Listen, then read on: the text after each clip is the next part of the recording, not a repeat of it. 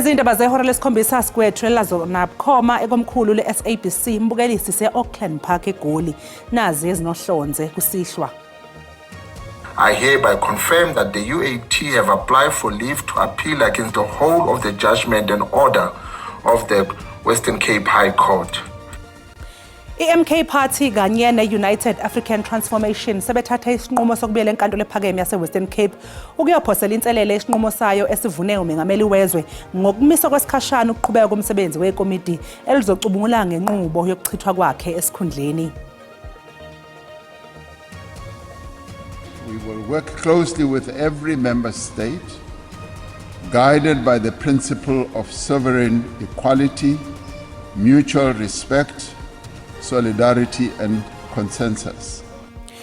Umengameli wezwe Cyril Ramaphosa usethathe ngokusemthethweni intambo zobuholi beSADC wethembisa ngokugxilisa ukuthuthukiswa kwezimboni, ukukhulisa ukuhwebelana kwesifunda kanye nokuqinisa ukubambisana.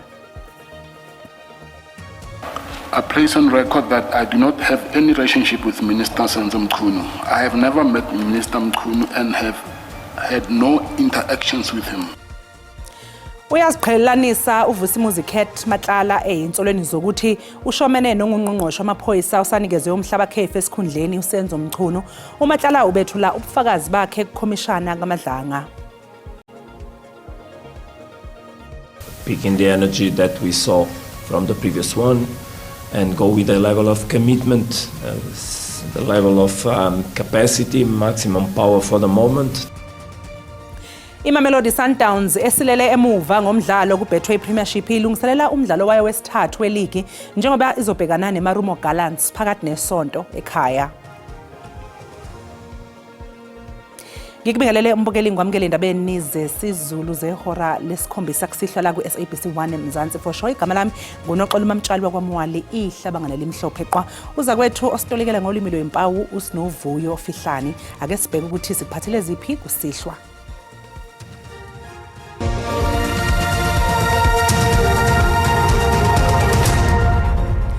I-MK Party kanye ne-United African Transformation babuyele enkantolo ephakeme yase-Western Cape ngenhloso yokuthola imvume yokudlulisa isinqumo sale nkantolo esivune umengameli wezwe esimise ukuqhubeka komsebenzi wekomidi lasephalamende elibhekele inqubo yokususwa kukamengameli wezwe esikhundleni ngodaba lwepulazi lakhe iPhalaphala. Lokhu kulandela isinqumo senkantolo yomthethosisekelo sokuchitha isicelo sokwedlulisela lolu daba ngqo kuyona. Lamaqembu kanye nekomidi elisungulelwe ukuphenya ngenqubo yokususwa kukamengameli abefuna kuguqulwe isinqumo senkantolo ephakeme yase-Western Cape esamisa umsebenzi wekomidi. Namhlanje iMKP ne-UAT banikele enkantolo ephakeme yase-Western Cape ngelithi inkantolo yomthethosisekelo yenqabe isikhalo sabo ngenxa yezizathu engahlangene nobulungiswa becala. Lamaqembu ke akhalana ngokuthi inkantolo yomthethosisekelo yenza iphutha ngokunquma ukuthi inkantolo ephakeme yase-Western Cape inegunya lokulalela lolu daba. Confirm that the UAT have applied for leave to appeal against the whole of the judgment and order of the Western Cape High Court.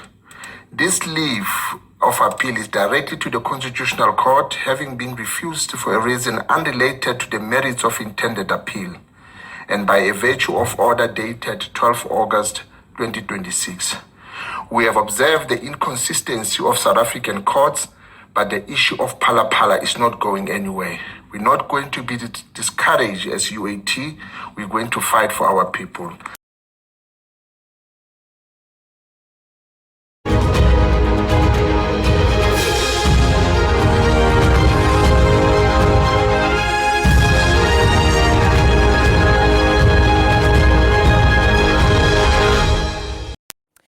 Umengameli wezwe Cyril Ramaphosa useyithathe ngokusemthethweni intambo zobuholi beSADC wethembisa ukugxila ekuthuthukisweni kwezimboni, ukukhulisa ukuhwebelana kwesifunda kanye nokuqinisa ukubambisana. Lokwenzeke engqungqutheleni yama-46 yeSADC esingethwe eThekwini. Umengameli wezwe Cyril Ramaphosa wethembise ngokuthela kuleli lizogxila ekuthuthukisweni kwezimboni, ezohwebo kanye nokubambisana kwesifunda seSADC. South Africa's chairship, we will work closely with every member state, guided by the principle of sovereign equality, mutual respect, solidarity and consensus. Umengameli waseZimbabwe usephuma esikhundleni njengosihlalo uncome ubuholi bukaRamaphosa ngesikhathi lesifunda sibhekene nezinselele. I call dear brother, President Cyril Ramaphosa, for his astute and visionary leadership and the stewardship of a regional body over the past year as interim chairperson. uRamaphosa uphinde wathembisa ngokuthi iSADC izokweseka iDRC njengoba ibhekene nokuqubuka kweEbola. To respect health facilities, health workers and humanitarian operations. And we call on governments to avoid indiscriminate restrictions on travel and trade against affected countries. SADC remains steadfast in its solidarity with the government and the people of the Democratic Republic of Congo and reaffirms its commitment to supporting efforts to restore peace, protect civilians, and create conditions conducive to sustainable development. Kanti-ke mbukeli njengamanje sesixhumana-ke nomhleli weindaba zezombusazwe lapha e-SABC uMzwandile Mbeje owethamelele ngqungquthela yeSADC eThekwini. Shandu sikubingelele sikwamukele eindabeni zakusihlwa yeyikade kusile nivukile nikanisile lapho e-ICC. Yikuphi nje-ke esingathi bekuvelele kakhulu osukwini namhlanje lwengqungquthela?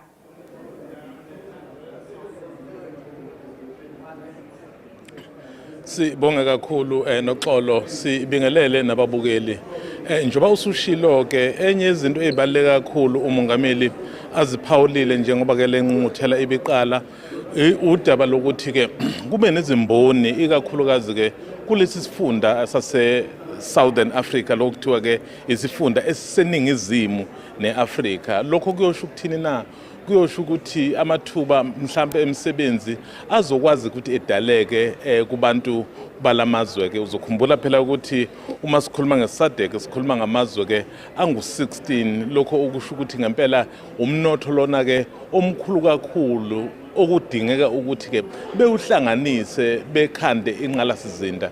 Yingakho umongameli ke ekubaluleke kakhulu ukuthi yebo ekubalulekile ukuthi kuhwetshelwane kodwa ke uma ngabe kuzohwetshelana kubalulekile futhi ukuthi ke kube nenqalasizinda ngoba uzothola ukuthi izinto eziningi azikho ezikwaziyo ukuthi ke zisize ekutheni kube naleyo nqalasizinda kumbe kuhwetshelwane.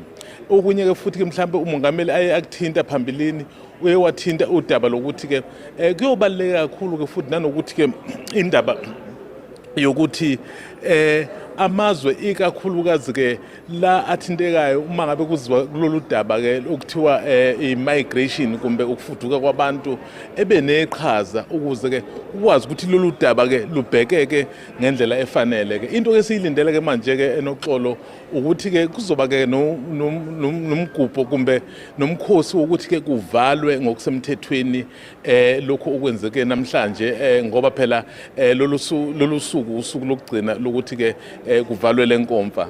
Kusuka lapho ke umongameli ke uyona uyobe sesihlalo ke isikhathi esingangonyaka olandelayo. Sibonga kakhulu mbukeli lowo bekuMzwandile Mbeje obesibikela ke elapha ya e-ICC eThekwini. Inhlangano elwisana nabokufika bakuleli ngokungemthetho seyikhuthaze abaholi base-Afrika ukuba babheke imbangela yokufudukela kwabantu kuleli. Lezi inhlangano okuyi-Civic Movement kanye no-March and March bebebambe umbhikisho njengoba kuqhubeka ingqungquthela yeSADC yama-46 ebanjelwe eThekwini. Bekujutshwe isibalo esiphezulu samaphoyisa enkabeni yedolobha iTheku ngaphambi kombhikisho wezinhlangano zomphakathi. Inhloso lombhikisho ke ukudonsa amehlo abaholi base-Afrika ababuthane engqungqutheleni iSADC ukuze babeke eqhulwini udaba lokufuduka kwabantu. Izishoshovu ke zithi abanye abaholi base-Afrika kufanele benze okuthile. Why is this police officers not doing their jobs and getting rid of all the illegal undocumented foreigners that's roaming around in our country freely? Because if it's us roaming in their countries, we will be locked up.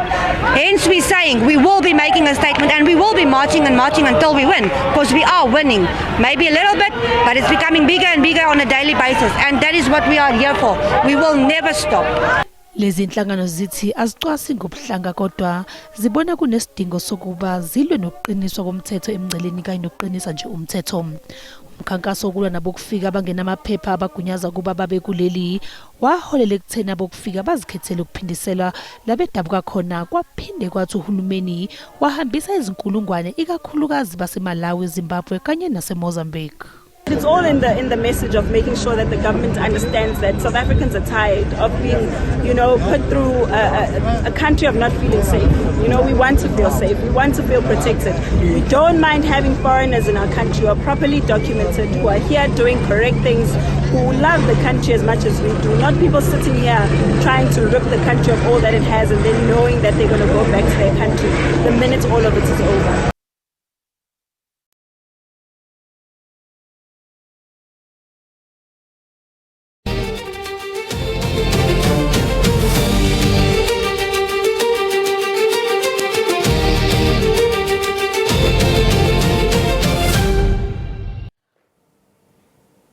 Osolwa ngokuba yilungu leqembu leyintswelaboya uVusimuzi Matlala owaziwa ngelikaKhet uphinde wavela ngaphambi kwekhomishana kaMadlanga namhlanje yize engayilekelelanga ngefuna ukwazi. uMatlala ubesebenzisa ke ilungelo lakhe lokuthi akufanele akhulume ngodaba lweyintsolo zenkohlakalo zokukhwabanisa kwenkampani yakhe Medicare 24 nokuwudaba oluseyithebeni zenkantolo.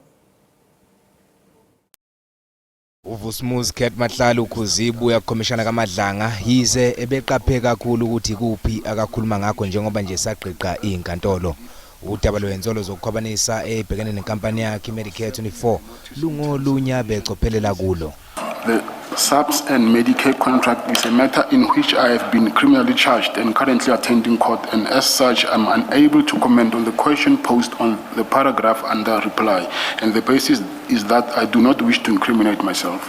Udabeni lwenzolo yamanisa kakhulu nongqongqosho samisiwe esikhundleni uSenzo Mchunu, uMatlala uyihlangulile kwelokuthi khona ukumhlanganisa noMchunu. I place on record that I do not have any relationship with Minister Senzo Mchunu. I have never met Minister Mchunu and have had no interactions with him, nor have I been at any gatherings where he was present.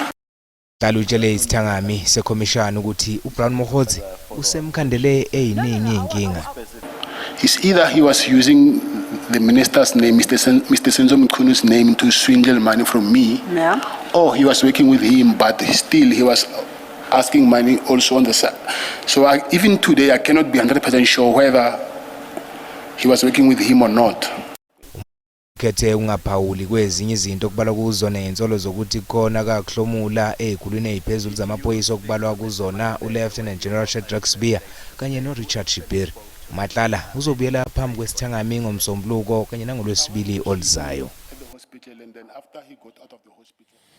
Mbukelisi sathi qhu eyitolo kanti bangabe sibuya sizobuya nezinye indaba emva kwekhefu.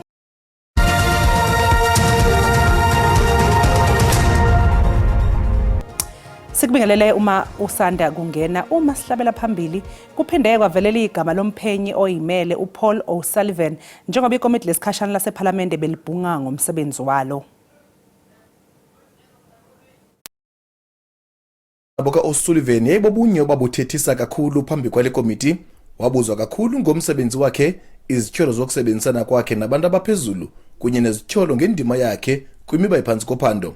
Kodwa iFF ithi ingxelo zethutyana zangaphambili zale komiti azikhange ziqubisane kakuhle nalomba ngokwendlela izinto ezenzeka ngayo phambi kwalo komiti ngethuba kuvela O'Sullivan.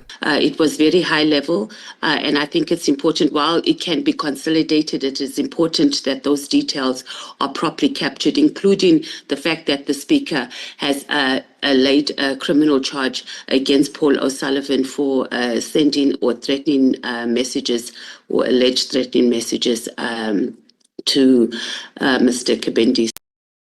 Isixhasile isiphakamiso se-EFF ngakumba wesithyolo sesigrogriso sikaNkabinde kunye nangakumba ka-O'Sullivan ngethuba uyisokolisa esithi uzakuvela ngobuxhakaxhaka bale mihla phambi kwale komiti.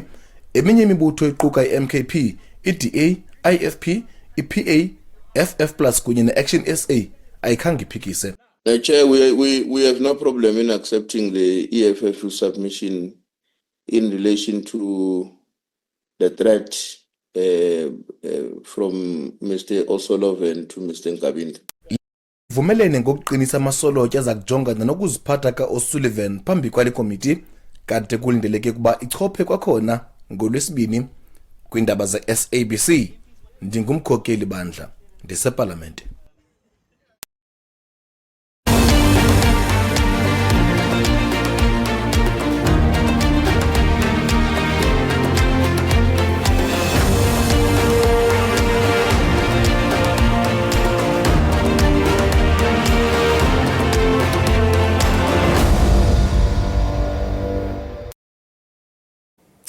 Sisekuzo ezemkhankaso yamaqembu, iDemocratic Alliance seyimemezele labo ezogadla ngabo kwezobumeya komasipala bayisithupha base-Eastern Cape njengoba kusondela ukhetho lohulumeni bendawo ngoLwezi.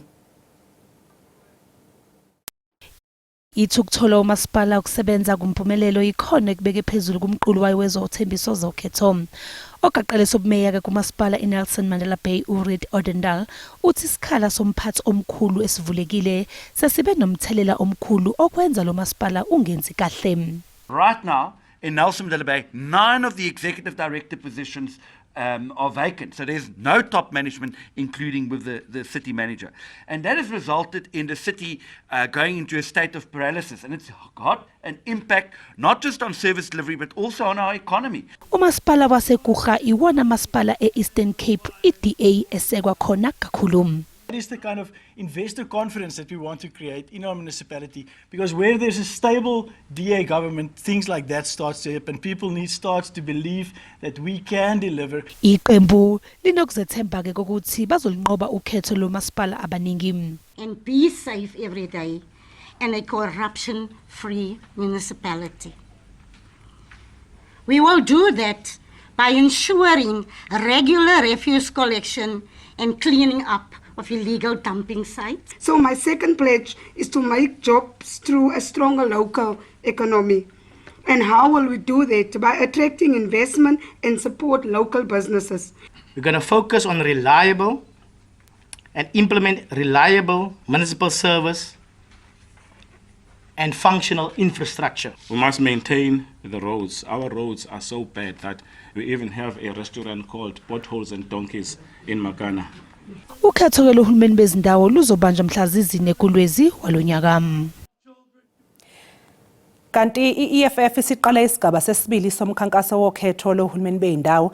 Leli qembu limemezele ukuthi lizoqinisa nemikhankaso yalo yokungena umuzi nomuzi.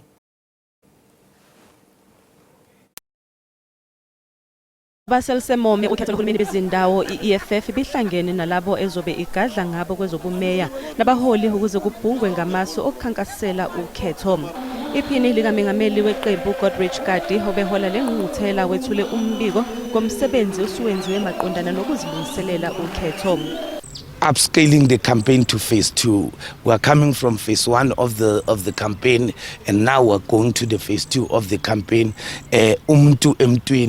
Person to person, listening campaign, talking to the people, door to door, preparing for the big day, the logistics and everything. Yes, boots on the ground.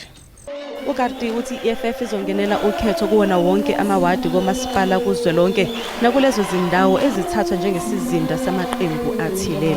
We are contesting 213 mayoral positions, and I think it's 4,398 or 498 wards, wall to wall, every ward, every street. Not a single ward will not be contested, including Constantia, Stellenbosch, and any other place you think is white exclusive. There will be an EFF candidate.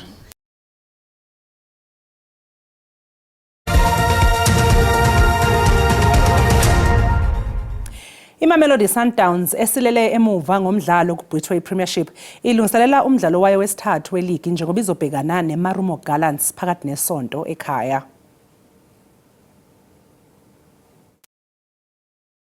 Imamelodi Sundowns inemaphuzu lamane ngemuva kwemidlalo lemibili lapho yehlule khona iTS Galaxy ngalamathalfu kulamabili, yadlala ngokulingana neKaizer Chiefs ngeligoli linye ngalana nangale. Umceceshi Miguel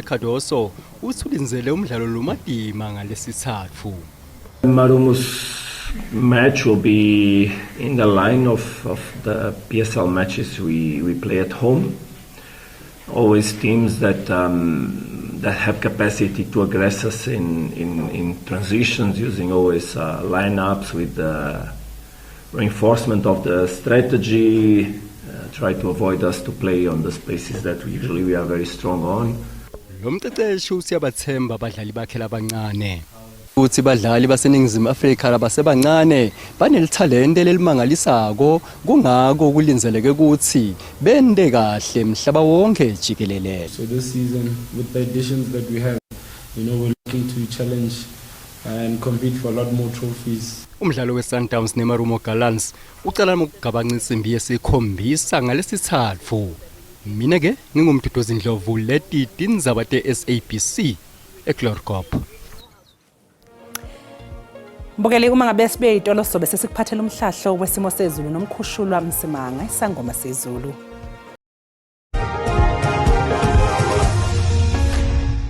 Kwayintokozo mbukeli ukuthi siphinde sihlangana njengoba sesikusho ngena mahloni ukuthi yaqhubekela ebalela nje ungene engcenyeni ke esempumalanga neyazi uyongena enkabeni sika ngamafu ungene engcenyeni ke ezingaseningizimi la singalindela khona imkhemezelo nje okanye umkhizo imvula ezingatheni lapha eKapa ungene oguno olungaseningizimu noma sihlabela phambili siyobheka usuku lakusasa isakhona le yamkhizi kakhulukazi ke oguno oluseningizimu lapha entshonalanga koloni ngale kwaloko sikaze ngamafu sihambe siyongena lapha kwaZulu Natal sizoyilindela nje lemkhemezelo kakhulukazi ke endaweni ezingasoguno esondelene noku ngale kwaloko balele mongene enkabeni uyongene engcenyeni ke ezingasenyakatho sabele phambili siyobheka amazinga aphansi naphezulu sisho sithi ke kuyabanda nje eGauteng kakhulukazi ke ekhathini zasekuseni ngokuphuma onhlamvelanga sisho nje sithi ke phansi amaphaphu futhi manje kamnandi kusukela lapha eGoloko Soweto uyongena lapha kwaMaskrali ngisho ngithi ke noma uhambe uyobheka ke ikakhulukazi engcenyeni esenyakatho ngivumele ngithi ke sekubanda ngokujwayelekile nje kuzo zonke indawo ekuseni kodwa emini futhi manje kamnandi nje esifundazweni esenyakatho kuthi ukushisa mongena lapha eThabazimbi kanjalo nalapho kolephalale sambe siyongena kakhulukazi ke esifundazweni sasempumalanga nakhona sizolindela ukuthi ke kuthanda ukubanda nje ekseni kodwa emini cha nokho akufani lithande nje ukufudumala kamnandi kuzo zonke indawo uyongena lapha enkomazi endaweni ke esehlanzeni lapha koSikukuza sambe siyongena kwaZulu Natal sisho sithi ke kebanda ekseni kakhulukazi ke eduze kontaba zokhahlamba lapha koKostad uyongena koUnderberg koMnambiti koBeckville kodwa emini akufani fudumale kamnandi kuso sonke isifundazwe kwaZulu Natal uyongena lapha komhlaba uyalingana kanjalo nakoNongoma sambe siyongena kakhulukazi lapha eStern Cape sikusho ngena mahloni ukuthi nakhona kuyabanda nje ngokujwayelekile ekseni kodwa nokho lithande nje ukuba phakathi ke ngokuphama onhlamvelanga nokho futhi mawungena endaweni ezingasoguni ngaphakathi kamnandi siyongena ke entshonalanga koloni lapha eWestern Cape nakhona lithande nje ukubanda kancane kakhulukazi ekhathini zasekuseni njengoba sisho sithi ke emini cha nokho ngingathanda nje ukuba phakathi ukuthi ukubanda kancane kodwa mawungena ke lapha koHermanus sambe siyongena kakhulukazi eNorthern Cape ngisho ngithi nakhona silindele ukuthi kubande nje ekseni kodwa ke emini nokho lithanda ukuba phakathi kuzo zonke indawo okanye futhumale siyongena kwela seFreystata nakhona kusenjalo kuthande nje ukuthi kubande ekseni emini futhumele kamnandi yongena koqoqo uPhuthadishaba sihambe siyongena eNorthwest njengoba sesivala sisho sithi ke eNorthwest kufuthumale kamnandi emini ngamandla mawungene engcenyeni ke esenyakatho ngivumele ngithi ke ngiyathatha into benobusuku obuhle.